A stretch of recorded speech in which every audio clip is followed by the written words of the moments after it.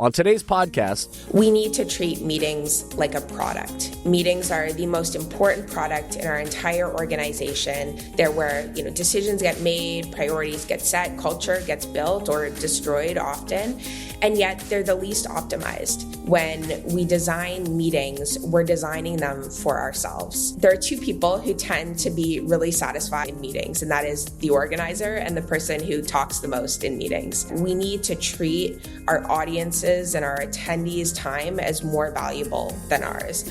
And we need to think about the meeting, design it really intentionally for the attendees and not for ourselves as the organizer. Welcome back to the Thermostat with Jason Barger. If you're currently on a commute, a walk, or just a micro break in your day, glad you're making time to step back, to think, and to reflect on the next steps on your journey. I've never been more convinced the best leaders and team cultures in the world are the ones that make time to step back, breathe in good oxygen, and calibrate their thermostat. I hope today's conversation leaves you feeling grounded and inspired. Now let's dive into today's topic to engage our minds and hearts in order to authentically lead and create compelling cultures wherever we are in the world. Hey everyone, it's Jason and welcome back to the Thermostat podcast wherever you are and however you're coming to the podcast today. Welcome in. So glad you are here. We are in season 10 now, which means we have over 300 and some episodes, which is kind of crazy and wonderful. So if you are new to the podcast, welcome in. So glad you're here. All you need to do is Google my name, Jason Barger, and whatever topic around leadership, culture, trust, accountability, communication, emotional intelligence, whatever it is that you're looking for, and chances are you're going to find something that hopefully resonates with you. I've been fortunate to have so many great friends and colleagues and thought leaders from around join me on the podcast, and you're going to hear from another one today. If you are one of the folks that have been with us from the very beginning, then so glad this continues to add value to your life and your work. My commitment to the listener every time that I record one of these is I want this to be a place for you to step back in your own life and your work, to think about the temperature that you're trying to set, and hopefully have some good oxygen breathed into you. And so that will be my commitment again today to the conversation we're going to have. Before we dive in, though, if you'll do me the quick favor, I keep being told I have to keep telling people this: subscribe, rate the podcast 5 stars, of course, leave an authentic review in your own words. If any of these episodes mean anything to you, share them with other people, amplify the message, whatever's authentic for you. All of those things help very much so. I'm very excited to invite my guest in for today in just a second into this chat. Rebecca Hinds is a leading expert on organizational behavior in the future of work. She holds a BS, an MS, and a PhD from Stanford University. Go Cardinal. Rebecca founded the Work Innovation Lab at Asana and the Work AI Institute at Glean, first of their kind corporate think tanks dedicated to conducting cutting-edge research on the future of work. Her research is consistently featured in top-tier publications and has appeared in places like the Harvard Business Review, the New York Times, the Wall Street Journal, Forbes, Fast Company, Wired, Time, on and on and on and on. I could keep going with the sources. Rebecca has been invited to speak on major stages as well as being a trusted advisor to companies navigating the challenges of modern work, from meeting overload and hybrid dysfunction to the messy realities of AI adoption and organizational change. I've recently been introduced to Rebecca's work and excited to have her into the chat. And so welcome to the pod, Rebecca. Thanks, Jason. It's great to be here. Awesome to have you, and I love talking about all the stuff that we're going to get into today, but certainly from a culture-shaping perspective and leadership development, how we think about organizing the work that we do with other people, the meetings we have, how we function in the workforce is a really important thing. So we're going to dive into that, of course, today. But before we do that, tell us something about you that we wouldn't know outside of that bio. What's something about Rebecca, just you as a person, that we should know about you? Sure. So, Jason, you mentioned Stanford and Go Card. I was a swimmer for many, many years of my life. And that was actually my first real, connection to industry, was thinking about, especially coming to Stanford, the strength of that swim team and the idea that when you walked on deck, you were part of something bigger than yourself. And it was always about, I'm originally from Canada and swam for Canada for many years. And growing up, swimming was very much an individualistic sport. It still was at Stanford, but there was a different atmosphere around the pool when, you were doing it for your team above all else. And when I think about organizations and how organizations are designed, that was a lot of my inspiration behind wanting to study the science of how teams work, how organizations were structured. What if we could structure our organizations like great sports teams, such that the whole is bigger than the sum of the individual parts? And so I think, my upbringing as a competitive swimmer has shaped a lot of my thinking to this day in terms of how teams are structured and how organizations are structured.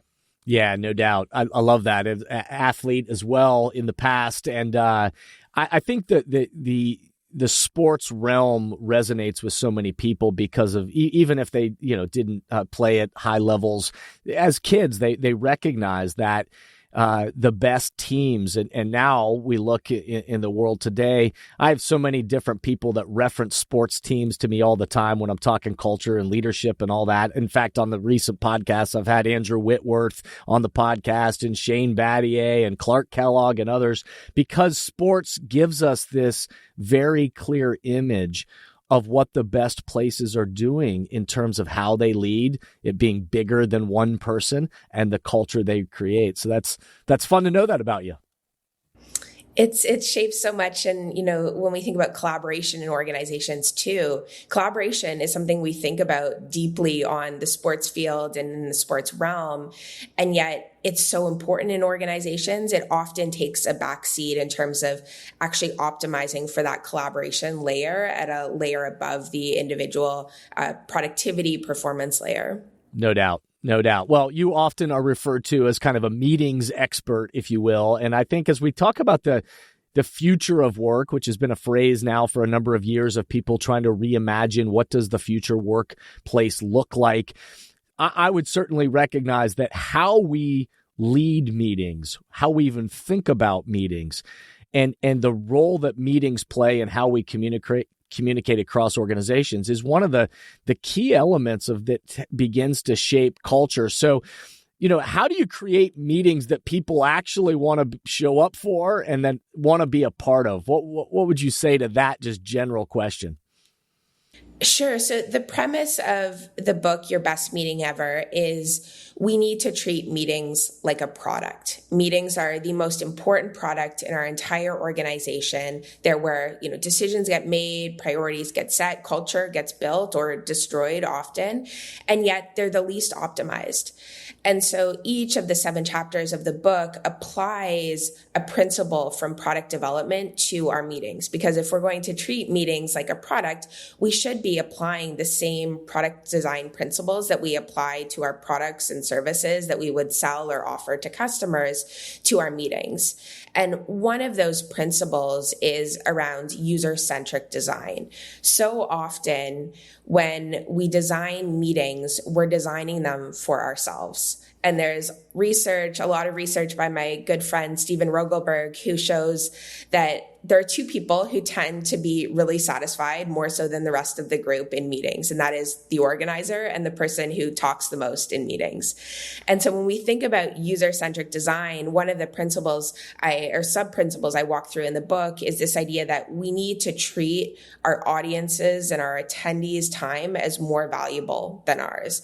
And we need to think about the meeting as a product and design it really intentionally for the attendees and not for ourselves as the organizer. And I think that's at the core of user-centric design is that mentality. No, I love that. And what I see is that over meetings are an epidemic. We have a meeting just to plan the next meeting. And so there's total inefficiencies. And I love that user-centric design idea because so often what I see in places and hear from so many different companies and organizations across sectors is you come to a meeting and yet it's not optimized, to use the language that you just used, that where people aren't clear what the purpose is. They're not sure are the right players even in the room. And also they're oftentimes, okay, well, what's the action? What's the pursuit? What are we doing based on coming out of this meeting? What did we actually accomplish? So thinking about it like a product, I think, is a really interesting, cool way to think about it.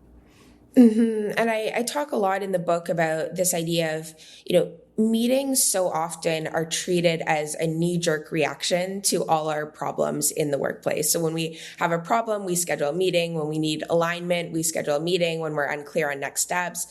And there are lots of psychological reasons why we do that. One is meetings are highly visible. When we think about collaboration within organizations, it's often invisible, right? We end the day and it's hard to understand just how much or how effectively we've collaborated across different tools, spaces, physically and virtually, people, teams, but meetings are quite visible. They show up on our calendar. We see people in the conference room. We often can see the Zoom screen.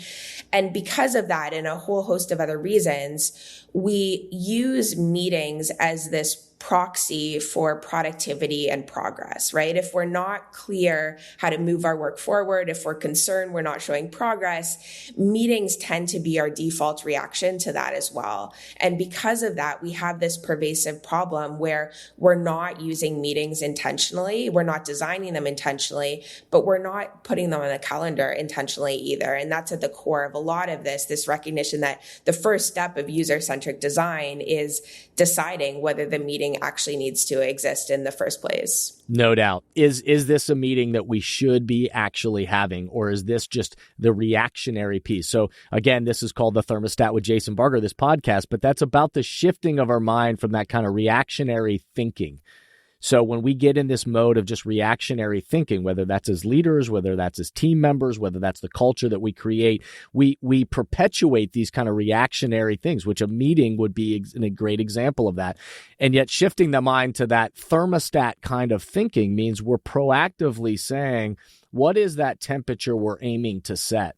What is it? Where is it we're trying to go? What's the mission? What's the pursuit? And let's get out in front of that. And so it's that shifting of that proactive mindset that I really hear you talking about. Absolutely. And it relates to both the meeting itself and the components of the meeting. And so, when we think about how we schedule meetings, the length, most of our meeting lengths are 30 minutes or 60 minutes. And that's because the calendar tells us, Gmail or Outlook tells us that's what the meeting length should be. We often default to weekly meetings. And so when I do these interventions with organizations, that's a big unlock. It seems obvious, but the fact that you can change a 30-minute meeting to a 25-minute meeting, I studied an individual in the book who ran 27-minute meetings, and that, intentionality, jolting people out of the status quo and these defaults that we have at work, people start to think, there must be a reason why the meeting is 27 minutes or why the meeting is 25 minutes. And it becomes much more intentional about how we're spending the time, not just defaulting to, what our calendar tells us should be the design of the meeting. No, that's awesome. And for my listeners, you'll connect with this language, but really what Rebecca's talking about is that shift of investing time rather than just spending time. And so investing time in, should this be a 60-minute meeting or should this be a 27-minute meeting? And let's invest that time wisely. What are some of those foundational elements? I mean, I know in the book and certainly in the research, we could go on and on about things, but are there a few kind of just foundational elements that you quickly say, man, if these things are missing in the design of a meeting, things are going to get really off track? What do you see? Mm-hmm. So there's a chapter in the book on minimalism. When we think about great products, Google homepage, ChatGPT, they're minimalist. It's very clear the action you need to take. There's no fluff. There's no clutter. And so I think about meetings the same way. And in particular, we should be applying a minimalist mindset to 4 key dimensions of our meeting. So the length, which is what we talked about. We know meetings suffer from what's called Parkinson's law, meaning, work will expand to fill the time allotted. If we have 60 minutes, we're probably going to fill the 60 minutes. Yep. And so thinking intentionally about length, attendees are another one, right? Especially during the pandemic and the shift to more virtual and hybrid work, we saw meeting sizes increase. We need to be strategic about who we invite to the meeting. Very rarely should you have a meeting that's more than 8 people. We should be inviting stakeholders, not spectators, to the meeting. Agenda items is a big one. Thinking carefully and strategically about your agenda. There's very little research to suggest that agendas actually improve your meeting. And that's because it's not just about having an agenda, it's about how we design the agenda. And so I encourage people in organizations to think about every agenda item as a combination of a verb and a noun, because what that does is the verb encourages a specific action associated with each agenda item. So you're not just saying, team discussion, you're saying decide team budget for Q3, for example. Yep. So length, attendees, agenda items, and then frequency as well. So not defaulting to the weekly meeting, thinking about, does that make sense? Can it be a monthly meeting? Can it be a quarterly meeting? And then also thinking about those pre-meetings and follow-up meetings and being very strategic about if you're going to have a pre-meeting, it should have a purpose. It should include all the participants in the actual meeting. So there's no, theater going on before and back channeling, and thinking as well about, the individual meeting and not making it balloon out of control in terms of pre-meetings and follow-up meetings.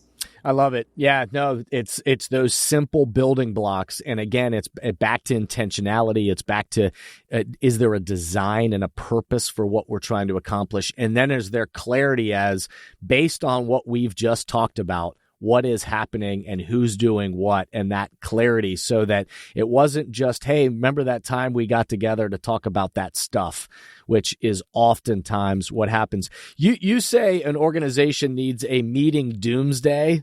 Tell us more of what you mean by that. So I first became fascinated by this idea of a meeting cleanse when I was at Dropbox. And my colleague and longtime collaborator, Bob Sutton at Stanford, we studied what Dropbox called an our meeting get-in. So essentially, 1 year, the company was seeing meetings spiral out of control. The IT team flipped the switch and deleted employees' recurring meetings from their calendar. And actually, for a period of 2 weeks, any recurring meetings that were added back to calendars were deleted each night. And so it was a full cleanse that was fascinating because people did feel this immense sense of relief, at least temporarily, that now they weren't, hamstrung by all these recurring meetings on their calendar. And so when I was starting the work innovation lab at Asana, it was 2022. We were feeling all this debt in terms of how we were working from the pandemic, and our meetings at Asana, like every organization, had spiraled out of control. And so I thought, what if we could take that our meeting get-in approach and make it a little bit more intentional in terms of involving employees? What often these calendar purges do is it's the IT team. It's increasingly a bot that comes in and removes meetings from the calendar. We wanted to make it a little bit more intentional. And so the meeting doomsday is a 48-hour cleanse where employees delete their recurring meetings from their calendar for the 48 hours. And then after that 48 hours has elapsed, they're invited to rebuild their calendar from scratch. And so bring back any meetings that still have value. But as you do so, think very carefully about the design of meetings. And Jason, what's fascinating is in our research, we show that, most of the time savings associated with these meeting doomsdays, and they're significant. The first meeting doomsday I ran, participants saved 11 hours per person per month by deleting these, outdated, antiquated meetings. The time savings, most of it actually comes from the redesign. It doesn't come from completely eliminating meetings. It's, usually about a 30-70% split in terms of 30% of the time savings coming from the full deletion, and then 70% coming from the weekly meeting that now can be a monthly meeting, or the 30-minute meeting that now can be a 15-minute meeting. And what we see, and we've compared, the meeting doomsday to a traditional meeting audit, and what we see is the meeting doomsday has this weird psychological power where once you have a clean slate, you start to think very intentionally about what is the purpose of meetings, and it becomes less of a social pressure to keep the meeting that's on your calendar and more liberation in terms of, okay, if I am truly allowed to start from scratch, how can I design my calendar so that it works for me and my organization? But before we dive into that topic, let's take a break. Let's pause for a second, and we'll be right back. Many teams and organizations right now are realizing that they need to do both. They need to engage the minds and hearts of their people in person, where everyone in the room can experience the energy of congregating together and find clarity for the road ahead. And they also need to continue to find ways to engage the minds and hearts of their people virtually, with those who are working remotely or at a distance. So, if you are in the process of planning your next team meeting, company all-hands event, conference or culture summit, and are looking for support with a powerful keynote speech, facilitated team conversations that are the currency for change, or deeper development on leadership mindset and an intentional strategy for the culture you're trying to create, I hope you'll contact us at jasonvbarger.com, jasonvbarger.com. It is my privilege and our honor to partner with great people to provide support in these areas. We want to breathe oxygen into your leaders and throughout your organization so you can set the temperature you want for your culture. We look forward to connecting with you soon. I hope you'll contact us at jasonvbarger.com, jasonvbarger.com. It is my privilege and our honor to partner with great people to provide support in these areas. We want to breathe oxygen into your leaders and throughout your organization so you can set the temperature you want for your culture. We look forward to connecting with you soon. Yeah, I love it. I love it. And that the redesign and the getting ourselves out of those patterns where, so often I'm sure you see all the time in teams and organizations, like, why do we have the Monday meeting at 10 a.m. or whatever? It was like, well, we've always done it that way. Or why do we always have our team huddle at, Wednesdays at lunch? Well, it's just, that's the way we've done it. And this empowering people to step back and say, how would we redesign and how would we rethink this for optimization for ourselves is powerful. Again, my listeners will clue into this idea when I've talked about, I'm big into understanding personal biorhythms and understanding when you're at your best so that you can be at your best, and also understanding the dynamics of your team, that thinking about not just the purpose of the meeting, because again, part of what I heard you saying is don't just cancel all meetings. There is a really great purpose and strategy and energy that comes from meetings, but understanding with intentionality, how are we designing them and when are we designing them is really important. Exactly. And there's a whole chapter in the book on rhythm, this idea, how do we think about the rhythm of our meetings according to, our strategic rhythm, when we set goals, our fiscal calendar, our operational rhythm, right? They should be tied to business results and OKRs, and then the tactical rhythm as well. There's a lot of evidence to show that high performing teams, they operate in bursts, not, they don't have consistent communication over time. They operate in these bursts depending on the nature of the work and the type of work. And we need to be designing our calendars to give space for that. And, the meeting doomsday also has this immense power to eliminate this social pressure associated with meetings, where we know as soon as we extend that meeting invite, if we think about the words too, it's an invitation, you either accept or you reject, right? They're very loaded words where we often feel like taking that meeting off our calendar or rejecting the invite is rejecting the person itself. And that's a lot of the reason why, even when everyone in the room knows the meeting is unproductive and probably shouldn't exist in its current form, we continue to show up because there are these social contracts associated with meetings. Totally.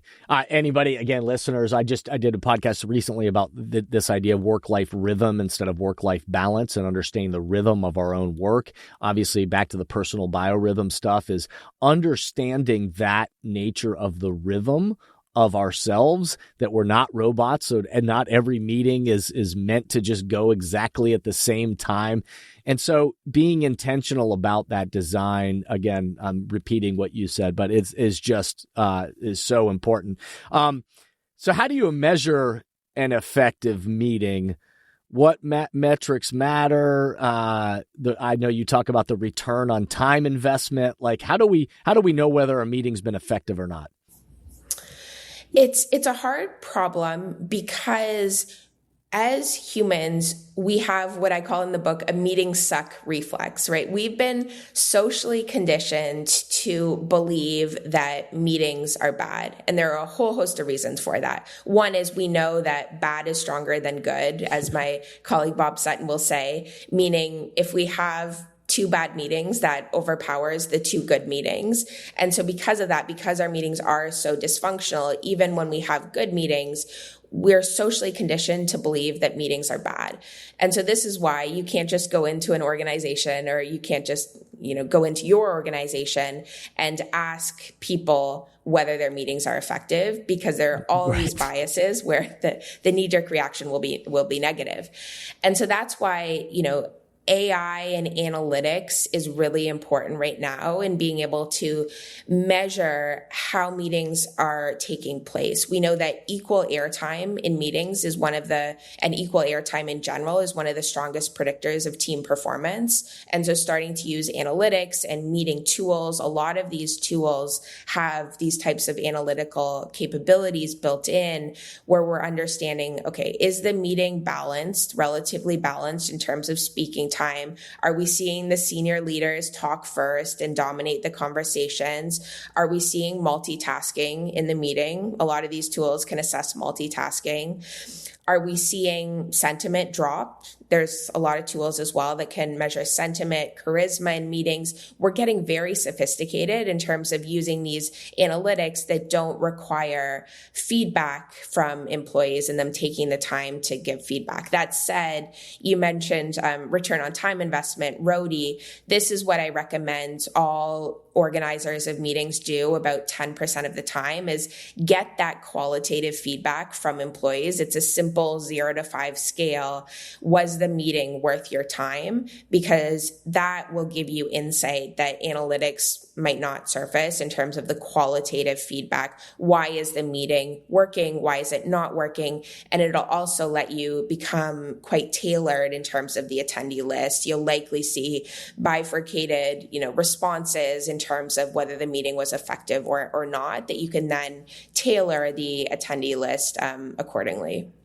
Yeah, no, this is super important stuff. And I'd say one of the observations I would have is back to your original statement of, why do humans have this kind of feeling that meetings are bad, is, well, they've been to a lot of bad meetings and they've been to a lot of inefficient meetings. And also, again, we've done this, unfortunately, to ourselves organizationally, where we've had this epidemic of meetings. And so we're losing margin.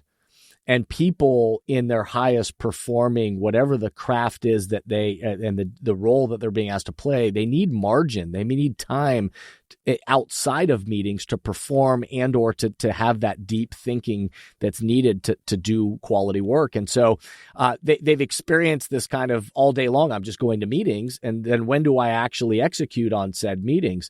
And so we have a great opportunity to redesign and create compelling meetings that actually get us all pulling in the same direction. You mentioned technology. What are some other practical tools? Again, for some people, the AI stuff that you just mentioned, they're going to geek out and get super excited about. Okay, how can we begin to implement that? For other people listening, they're like, oh my gosh, AI still feels. How do I even begin to utilize that? Are there some technologies, some practical tools that you say, man, here's a first step that would just help with making your or improving your meeting?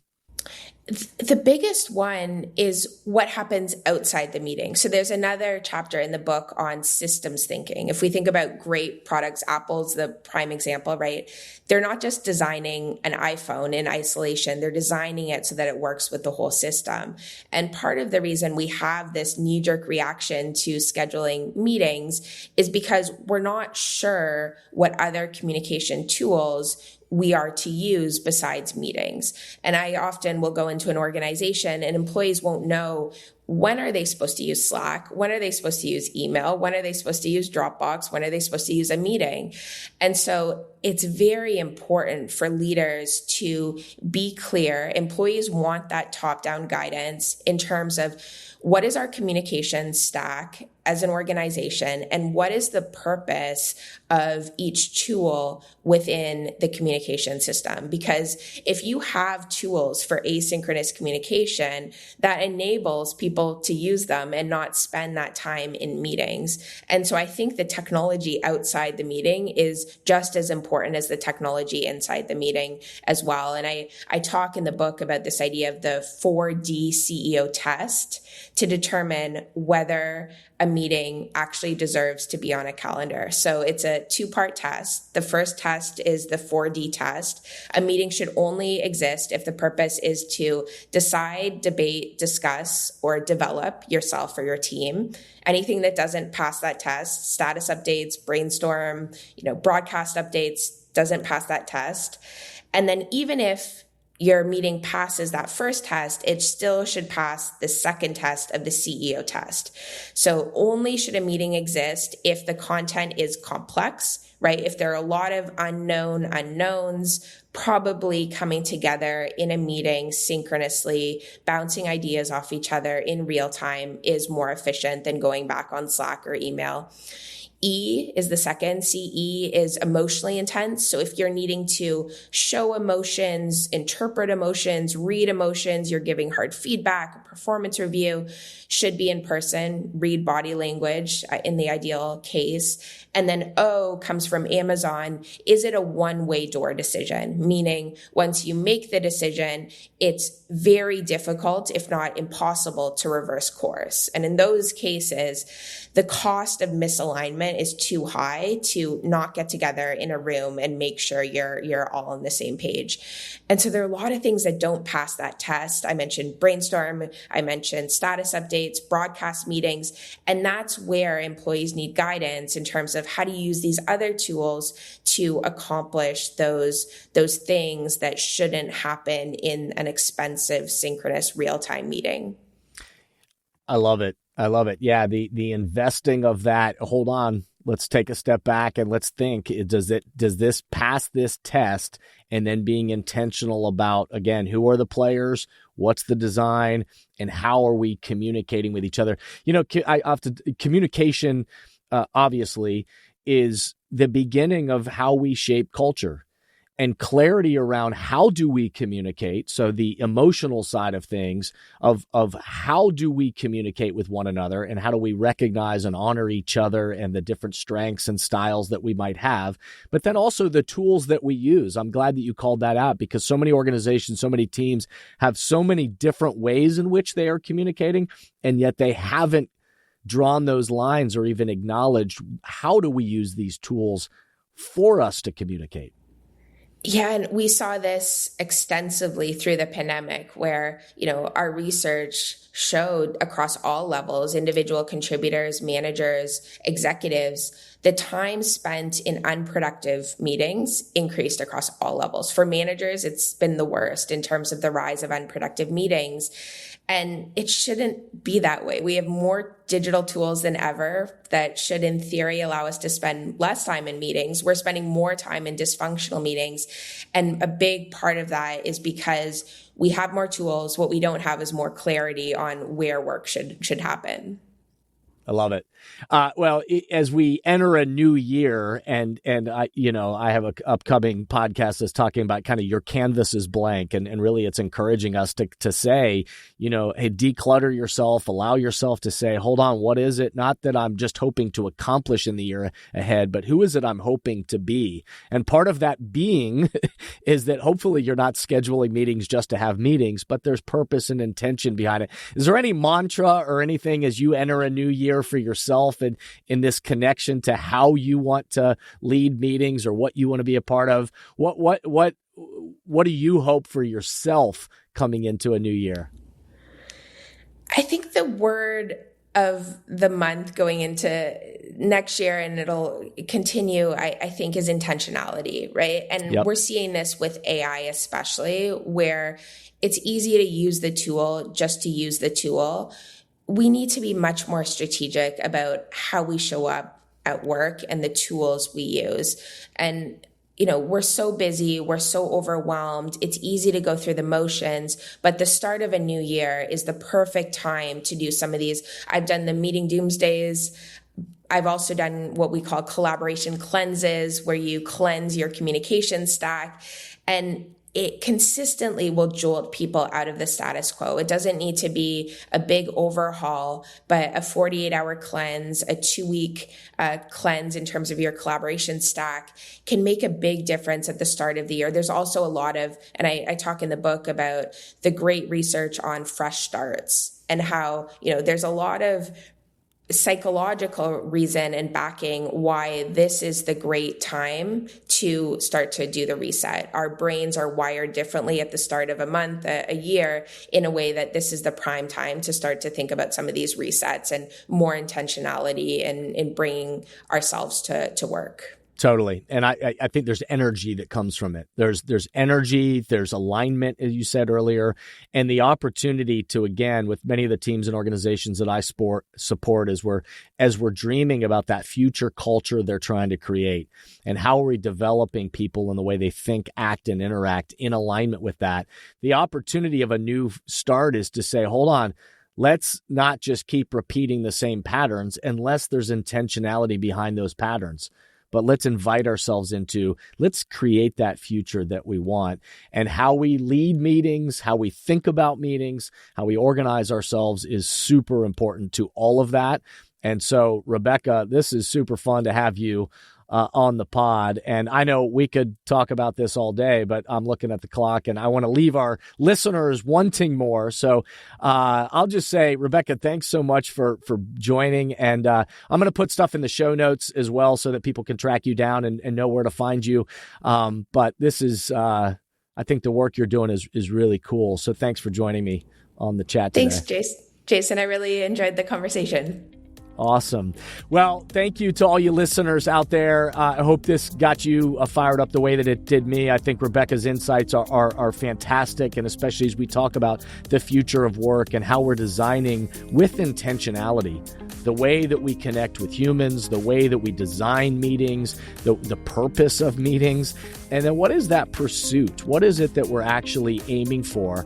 And intentionality is a big piece of that. How we invest our time rather than just managing our time is such a big part of it. And so I hope today's episode got you to thinking in some good ways. I hope it breathed some good oxygen into your life, and I hope it got you thinking about that temperature that you're hoping to set in your life and your work. As always, again, hopefully you'll subscribe, rate, review, share the podcast with people along your way. And I'll just remind you again as we end today's podcast to step back, remember, be a thermostat, and breathe good oxygen. Thank you for listening to today's podcast, and I hope the messages and questions stimulate positive change along your path. As always, if these messages resonate with you and add value to your life, I hope you'll help amplify them throughout the world. Please rate, comment, and share on whatever podcast or social media platform you're using, and share this podcast with the people in your life or work who should be part of these conversations. That way, this spirit does, in fact, spread. If these messages or developing leaders and culture would be helpful to you and your organization, please contact us at jasonvbarger.com, jasonvbarger.com. And remember, We are all ambassadors for the culture we want to create in our life and work. We have to own the vision we want to be a part of. The future of leadership is you, is me, is us. Be a thermostat.